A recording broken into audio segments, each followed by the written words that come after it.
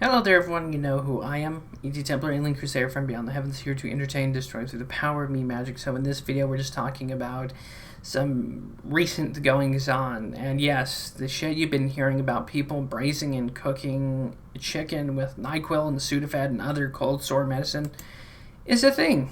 And yes, it did originate from TikTok, which is why one of the big reasons why I don't have a TikTok is because there's a lot of dumb bastards on it. And I'm not saying that everyone who uses TikTok is a dumb bastard, but a good number of them are. And of course, if you're a person of average intellect, you go, gee, cooking and boiling my chicken in something intended for cold medicine is probably a bad idea. And you would be correct. You would be smarter than the average bear.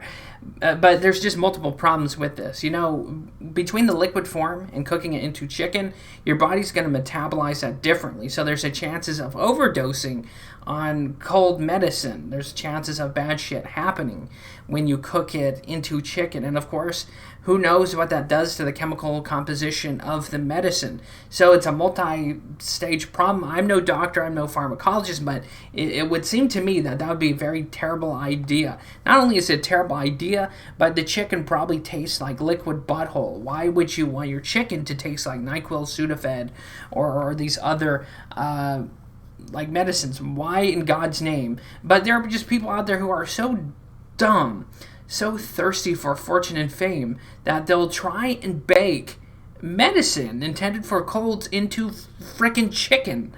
And of course, in this article, later in the article, it says that, it's a Darwinian approach to anti-vaxxers. So, of course, this article from the New York Post is trying to compare borderline retards cooking chicken and NyQuil to civil-minded people who just want to tell government mandates and big pharma to fuck off. And they're saying they're the same thing, but they're not.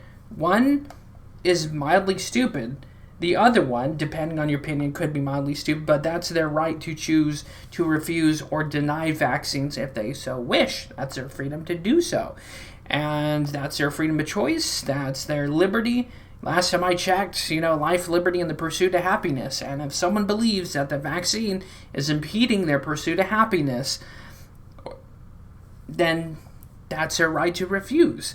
And of course, recently, speaking of news, Joe Biden's vaccine mandate has been crushed in the Supreme Court because Joe Biden and the executive branch can't just dictate to everyone, hey, take our shitty, take our medicine, take our pharmacological bullshit, when we have controlling stocks in Johnson & Johnson and Pfizer. Yeah, but we care about public health. We care. Of course, I have to be careful what I say further here on this platform, because if I dare go anti-vax or anti-big pharma, Sushin Washkiki will walk up right behind me and put two in the back of my dome in this channel, metaphorically, of course.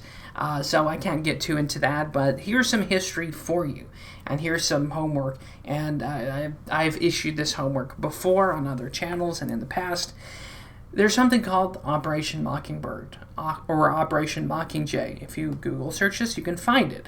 It's an event or a situation in America's past, mainly the 60s and 70s, where the CIA was taking gym bags full of cash and dropping it on the desks of journalists and anchors and media corporations, and controlling the narrative. They would say, don't cover this, and this, put a spin on this. And that's why I don't trust the media, because theoretically and technically, the CIA or NSA or the powers that be could still be paying off mainstream media organizations. Now, you see, when our media here in the States points at RT News or like North Korean state television, they say, that's controlled by the state. It's pure propaganda. But they're guilty of the same thing. They're just more sneaky about it, right?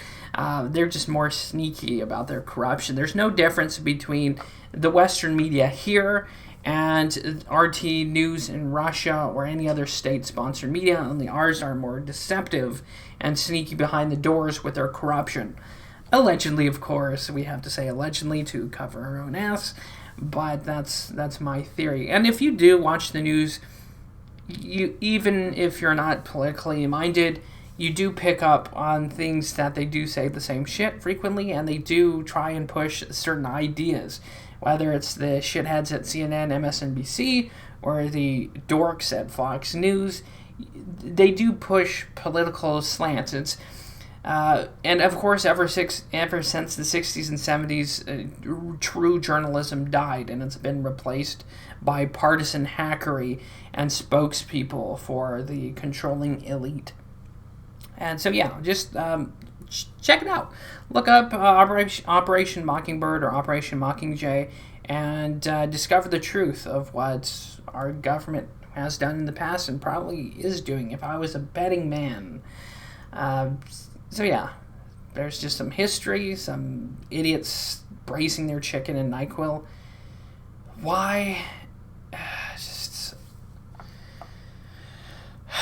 Anyways, drop a comment, leave a like, leave a dislike. I'll see you guys next time. Hopefully you found this entertaining, enlightening, and I'll see you guys next time. Take it easy, God bless, stay happy, stay healthy, and wean yourself off the news. Find happiness. Don't let these people keep you in a state of just melancholy, because that's what they want you to be, in a state of absolute melancholy and fear. Don't let them win. Ease off on the news, please, and liberate yourself from the chains and shackles of misinformation.